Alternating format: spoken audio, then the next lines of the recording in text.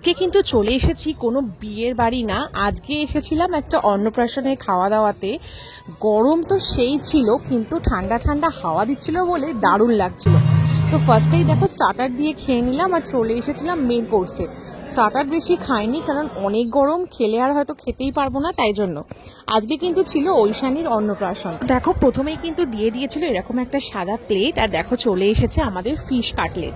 এটা কিন্তু ভেটকি মাছের ফিশ কাটলেট ছিল। ফিশ কাটলেটের সঙ্গে কিন্তু চলে আসলো চাটনি। একটুখানি চাটনি দিয়ে ফিশ কাটলেটটা খেতেই কিন্তু ওফ কি দারুণ ছিল। মানে ফিশ কাটলেটের ভেতরে মাছের স্টাফিংসটা কিন্তু সেরা ছিল। আর দেখো সাথে সাথে কিন্তু স্যালাডও দিয়ে দিয়েছে। তোমাদের একটুখানি ফিশ কাটলেটের স্টাফিংসটা দেখাই, দারুণ দারুণ। আর হ্যাঁ, একটা জিনিস বলি, আজকে কিন্তু আমরা এসেছিলাম যেখানে খাওয়া দাওয়া করছিলাম, এই পুরো খাওয়া দাওয়া সব কিন্তু অর্গানাইজ করেছে হচ্ছে তারাশ্রী ক্যাটারার। আর দেখো চলে আসলো রুমালি রুটি, তার সঙ্গে এরকম চানা। রুমালি রুটি দিয়ে কিন্তু এই তড়কা, অ্যাকচুয়ালি চানা বলো বা তড়কা বলো, এটা কিন্তু সেরা ছিল, সেরা। মানে আমার তো খেয়ে মনে হচ্ছিল এর মধ্যে যেন মাটনের কিমা রয়েছে, মাটন বা চিকেন কিছু তো একটা ছিল। কি ছিল সেটা তো আমি আর জিজ্ঞাসা করিনি, কিন্তু সলিড খেতে লাগছিল। মানে প্রত্যেকবারই তারাশ্রী ক্যাটারারে যখনই কোনো অনুষ্ঠানে যাই আমি, তখনই কিন্তু এদের খাবারের কিন্তু কিছু ইউনিক কিন্তু থাকেই। আর এদের কিন্তু খাওয়া দাওয়ার কোয়ালিটি দারুণ হয়। তো দেখো সাদা ভাত ছিল, আর তার সঙ্গে এরকম চলে এসেছে হচ্ছে সর্ষে পমপ্লেট। তোমরা শুধু পমপ্লেট মাছের সাইজটা দেখো, কত সুন্দর, কত বড় একটা পমপ্লেট। আর আমার কিন্তু এরকম মাছের আইটেম মানে সর্ষে পমপ্লেট, কাতলা কালিয়া, এগুলো কিন্তু চরম লাগে। আর পমপ্লেট মাছটার কিন্তু দারুণ স্বাদ হয়েছিল, জাস্ট অসাম। মানে মুখে দিলে যেন মনে হচ্ছিল মেল্ট হয়ে যাচ্ছিল। মাছটা কিন্তু সেরা ছিল, দারুণ টাটকা মাছ ছিল। আর মানে তোমরা দেখে বুঝতেই পারছো মাছটাকে। আর মাছটা কিন্তু অনেকটা বড় ছিল, দারুণ ছিল। ওকেও জিজ্ঞাসা করলাম, ওরও কিন্তু সেরা লেগেছে মাছটা। মাছটা কিন্তু সত্যি ব্যাপক হয়েছিল। আর সর্ষে দিয়ে এত সুন্দর মাছটা, মানে কি বলবো, এত সুন্দর কুকড হয়েছিল না, যে মাছের স্বাদটাও দারুণ লাগছিল।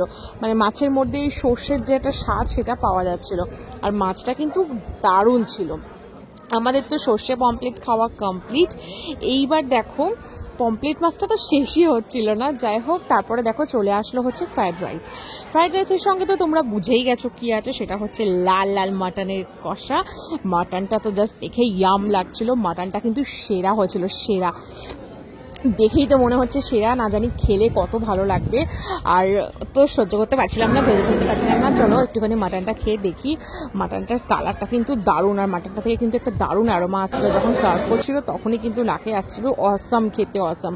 আর মাটনটা কিন্তু সেই একদম তুলতুলে মাটন ব্যাপারটা না, মানে হাফ বয়েলড এরকম। মানে মাটনটা কিন্তু সলিড ছিল।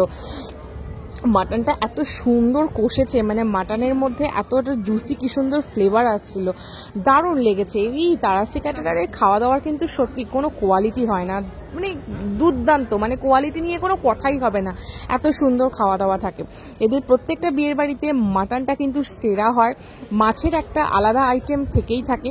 আর আমি কিন্তু শুধু ফ্রাইড রাইস দিয়ে মাটনটা যখন খাচ্ছিলাম, শুধু মনে মনে ভাবছিলাম একটু সাদা ভাত দিয়ে খেলে কেমন হয়। তোমরা কি বলো? ফ্রাইড রাইসের থেকে কিন্তু এরকম সাদা ভাতে এরকম মাটন কষা জমে যায়। আর সাদা ভাত থেকে লুচি দিয়ে তো আরও ভালো লাগে।